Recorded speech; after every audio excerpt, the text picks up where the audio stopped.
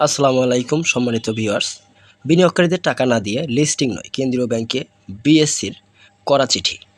প্রিয় দর্শক, আপনারা যদি আমাদের চ্যানেলটিতে একদম নতুন হয়ে থাকেন তাহলে চ্যানেলটিতে সাবস্ক্রাইব করে বেল বাটন অন করে রাখবেন। আপনাদের একটি লাইক, কমেন্ট, শেয়ারের মাধ্যমে আমাদেরকে নিত্য নতুন সব ভিডিও উপস্থাপন করতে উৎসাহ যোগায়। শেয়ার বাজারে তালিকাভুক্ত এবং অবসায়নের পথে থাকা অবৈধিক আর্থিক প্রতিষ্ঠানগুলোর এনবিএফআই সাধারণ বিনিয়োগকারীদের জন্য বিশেষ ক্ষতিপূরণ প্যাকেজ দাবি করেছে Bangladesh securities and exchange commission.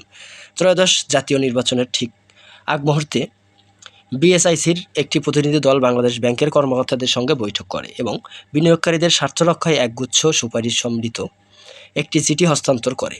নিয়ন্ত্রক সংস্থাটির পক্ষ থেকে জানানো হয়েছে যে যথাযথ ক্ষতিপূরণ নিশ্চিত না করে এসব প্রতিষ্ঠানকে বাজার থেকে তালিকাভুক্ত, বাতিল বা লিস্টিং করা যাবে না।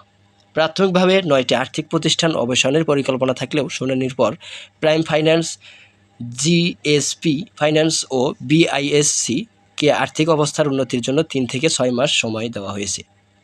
তবে first finance, premier leasing, forest finance, Aviva finance, peoples leasing এবং ইন্টারন্যাশনাল লিজিং এই 6টি প্রতিষ্ঠান দ্রুত লিকুইডেশন এবং অবসায়নের প্রক্রিয়া পড়েছে। আবিভা ফাইন্যান্স বাদে এই তালিকায় বাকি সবকটি প্রতিষ্ঠানই শেয়ার বাজারে তালিকাভুক্ত।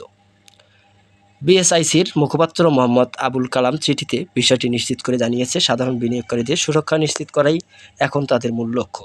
বাজার নিয়ন্ত্রক সংস্থাটির মতে প্রচলিত লিকুইডেশন আইনের কঠোর প্রয়োগ কাম্য নয়। সাধারণ কোনো প্রতিষ্ঠান নিট সম্পদ মূল্য নৈতিকবাচক হলে লিকুইডেশনের পর আমানতকারীদের কিছুই পান না, কিন্তু এই আর্থিক প্রতিষ্ঠানের ক্ষেত্রে আমানতকারীদের অর্থ ফেরত দেওয়ার প্রতিশ্রুতি দেওয়া হয়েছে, যার প্রায় 50 মিলিয়ন বা 5,000 কোটি টাকা প্রয়োজন হতে পারে। আমানতকারীদের টাকা পেলে সাধারণ শেয়ার হোল্ডারদের বঞ্চিত করা ঠিক হবে না। এজন্য 10 দফা সুপারিশে বলা হয়েছে, লিকুইডেশনের আগেই যেন প্রতিটি শেয়ারের জন্য বিনিয়োগকারীদের প্রদেয় মূল্য নির্ধারণ করা হয়। বিএসআইসির সুপারিশ করেছে যে যারা অর্থ আত্মসাতের সঙ্গে জড়িত সেই স্পন্সর পরিচালকদের কোনো ক্ষতিপূরণ দেওয়া হবে না, কেবল সাধারণ বিনিয়োগকারীরাই এই সুবিধা পাবেন। ক্ষতিপূরণের পরিমাণ হিসেবে শেয়ারের ফেস ভ্যালু 10 টাকা অথবা বর্তমান বাজার দর যেটি বেশি সেটি সাধারণ শেয়ার হোল্ডারদের পরিশোধ করার প্রস্তাব দেওয়া হয়েছে।